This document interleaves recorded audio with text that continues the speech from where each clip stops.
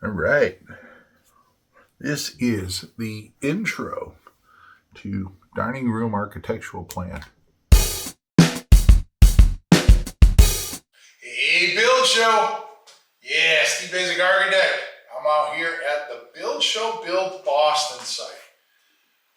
Yeah, today I'm trying to think of how to explain what I want to talk about. But how about we call it the things that aren't, right? So, what I mean by that is I walked through this site. I just gave a tour to a good friend, and he had a whole bunch of questions that we were talking about. And the answer was a pretty common one. Well, wait till this gets drywalled. Wait till this gets closed up. And you don't really understand kind of the full puzzle until all the pieces get put in it. So I just walked through this doorway. Now, this doorway here, the lines with the garage, it goes on a straight axis all the way to the sidewall, and you can look out the window of the bathroom when I walk in the garage. It's a straight line.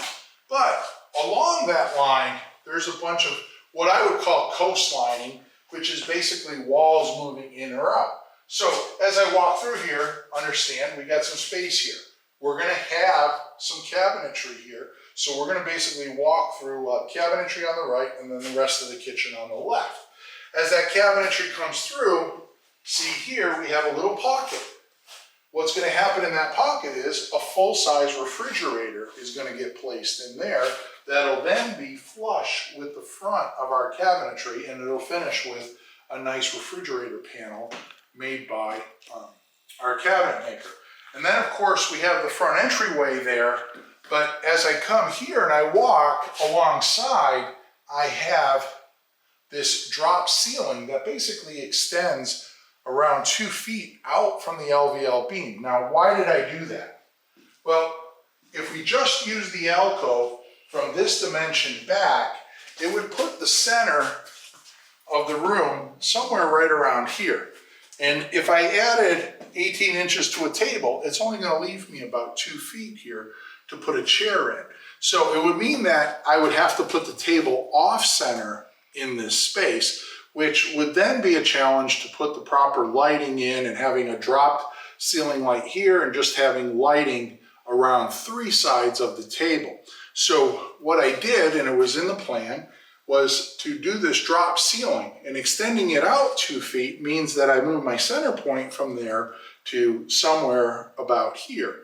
So now the edge of the table is here. We have a full space there where we can put tables in as well as walk around. But now I have the option to put lighting in the drop ceiling, and we can put some smaller atmosphere type lighting around the perimeter, or if we want, on the backside of the drop ceiling, we can do an LED strip and kind of give that hovering effect of that. Now, this extends obviously into the room, but like I said earlier, this is kind of dead space underneath it here, because the assumed hallway, if I align it up there to here, it's pretty much on this radiant tube line that runs down. So my dining room, in effect, has the ability to come all the way out to here and still feel like that dining room space, right? This doorway here is intentionally set off of the wall here. We can put a small piece of furniture there.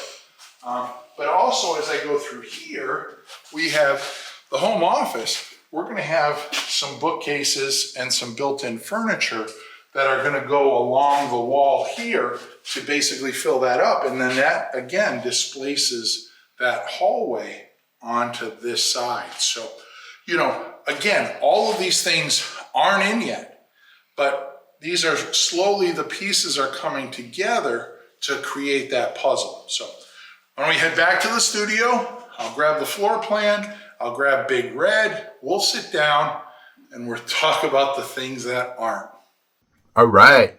Yeah. Big Red in hand means we're talking some serious architectural planning here. Yeah. Stuck a little bit about some tricks with space planning today. So got the plan there. You saw what we did out in the field. Let's take a look at how it looks on paper and what does it mean to that space. So let's get after it. All right, so I grabbed a partial section of the floor plan. You can see this is the dining room that we're in. That's that dining alcove here. You can see the window from there to there, there, and there. So you get a lot of glass coming in there, facing that entryway. But notice that, this is a pretty shallow distance. I wanted to say this is probably on the order of about 7 feet there. And the problem with that being 7 feet is if I wanted to put lighting in there, well, the lighting would probably want to be centered on that 7-foot ceiling. And so let's do a little bit of math. Even a shallow typical table is probably 3 feet. And you probably want at least 3 feet to be from the table to whatever it is behind you, wall or piece of furniture or whatever the case may be. So 3 feet, 3 feet, take that in half. We need about 4 foot 6 inches. Well, if this is 7 feet, then this is only 3 foot 6 inches.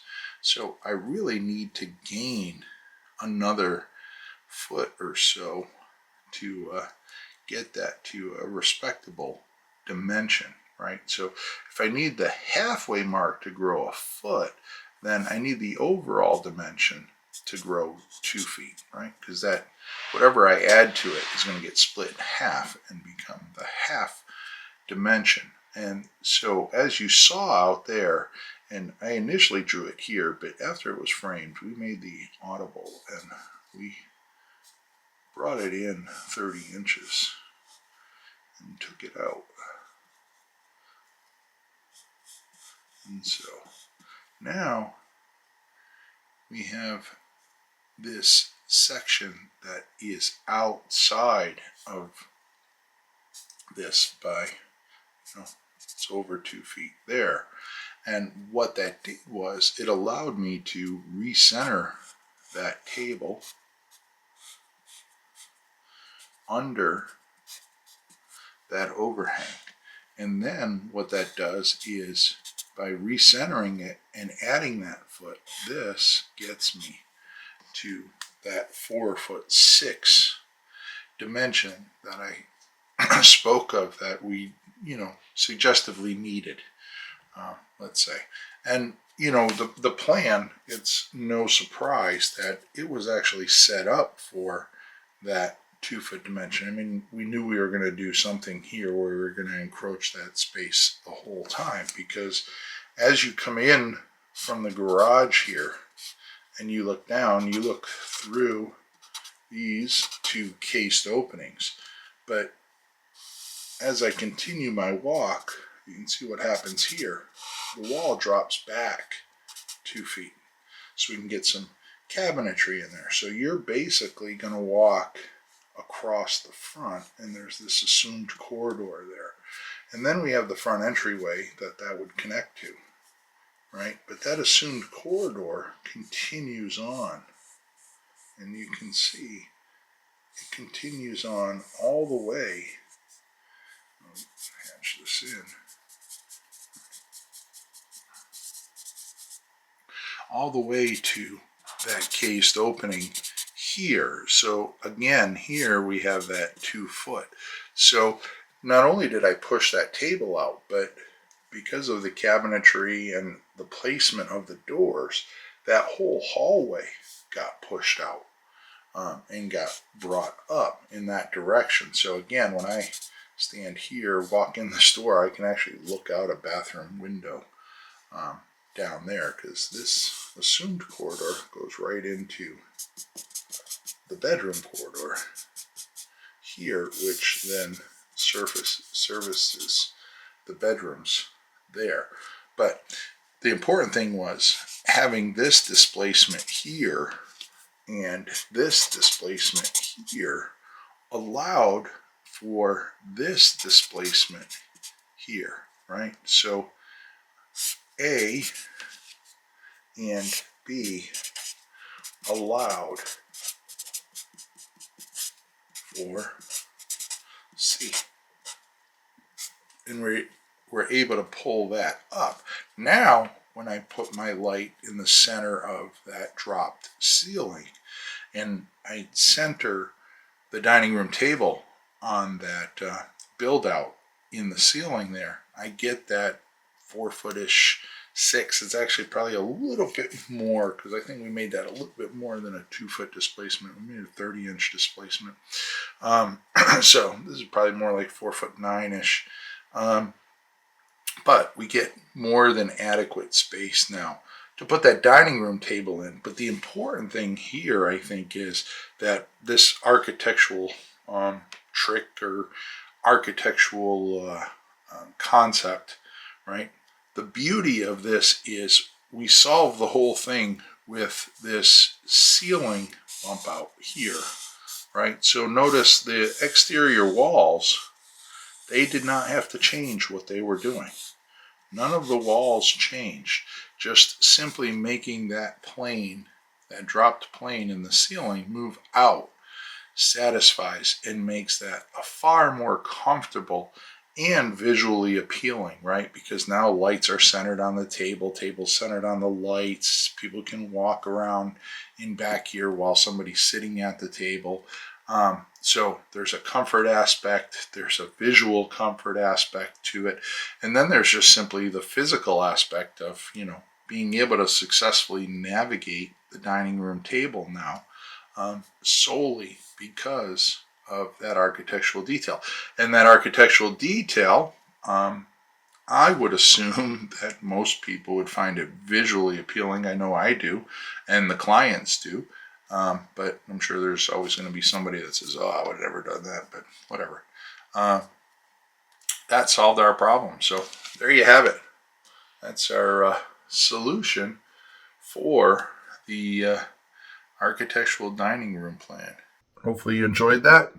If you're looking for more, or you can find me, Steve Baczek Architect. Yeah, Instagram, Facebook, LinkedIn. Right here on the Build Show Network. Yeah, we have hundreds of videos, as well as we have the Build Boston series going on right now. So check out those videos. Yeah, we're probably through drywall, I believe. Yeah. So go check them out. It's a nice comprehensive series where we follow the build right from day one. So go check it out. And lastly, Unbuild It Podcast. Yeah, you can find me there. Jake Bruton, Peter Yost, and myself talking about really cool things building. So I guess we'll call that a wrap.